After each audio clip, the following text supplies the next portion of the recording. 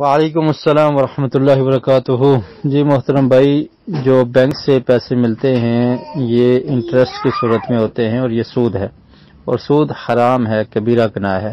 یہ بہت خطرناک کام ہے۔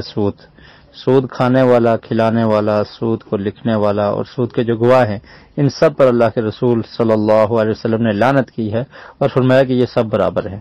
تو سود کا کام کرنا، سودی مال لینا یا سود سے جو پیسے ملتے ہیں ان کو لینا، یہ قطعاً جائز و درست نہیں ہے، بلکہ اللہ رب العالمین نے قرآن مجید میں سود خور کے بارے میں ارشاد فرمایا کہ جو لوگ سود سے باز نہیں آتے اور سودی کام کرتے ہیں تو فرمایا فَأَذَنُوا بِحَرْبٍ مِّنَ اللَّهِ وَرَسُولِهِ، وہ اللہ اور اللہ کے رسول کے ساتھ جنگ کا اعلان کر بیٹھے ہیں۔ تو دنیا میں بھی یہ جو سود کا مال ہے اس سے برکت ختم ہو جاتی ہے اور یہ مال تباہ و برباد ہو جاتا ہے۔ اللہ تعالیٰ نے قرآن مجید میں فرمایا یمحق اللہ الربا ویربی الصدقات، کہ اللہ تعالیٰ سود کو ہلاک کرتا ہے اور صدقات سے مال کو بڑھاتا ہے، صدقے سے مال میں اضافہ ہوتا ہے۔ تو بہرحال سود کا مال حرام کا مال ہے، اس سے قربانی نہیں کی جا سکتی، کیونکہ اللہ رب العالمین حلال کو قبول کرتے ہیں۔ قربانی کے لیے یہ اہم شرط ہے، سب سے پہلی شرط یہ ہے کہ انسان کی نیت خالص ہو، اور خالص اللہ کی رضا کے لیے وہ قربانی کر رہا ہو، جانور اللہ کے راستے میں قربان کر رہا ہو۔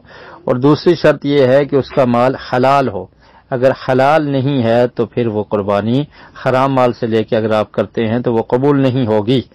تو اس لیے اگر کوئی اور ذریعہ ہے کہ حلال پیسے ہیں تو وہ پیسے قربانی پہ لگائیں، کیونکہ اللہ کے رسول صلی اللہ علیہ وسلم نے ارشاد فرمایا کہ ان اللہ طیب لا يقبل الا طیبا، اللہ رب العالمین پاکیزہ ہے اور پاکیزہ چیز کو ہی پسند کرتا ہے، اور یہ جو سود کا مال ہے یہ پاکیزہ نہیں ہوتا، یہ حرام مال ہے، تو لہذا حرام مال سے قربانی نہیں کی جا سکتی۔ تو اگر حلال مال اس کے علاوہ ہے تو اس سے قربانی کریں، اور دوسری گزارش یہ ہے کہ یہ جو سودی کام ہے اس سے بچ جائیں، اس سے دنیا میں بھی انسان کے لیے تباہی ہے اور آخرت کا عذاب تو بہت ہی زیادہ سخت ہے۔ اللہ رب العالمین ہم سب کے حال پہ رحم فرمائے۔ جزاکم اللہ خیر۔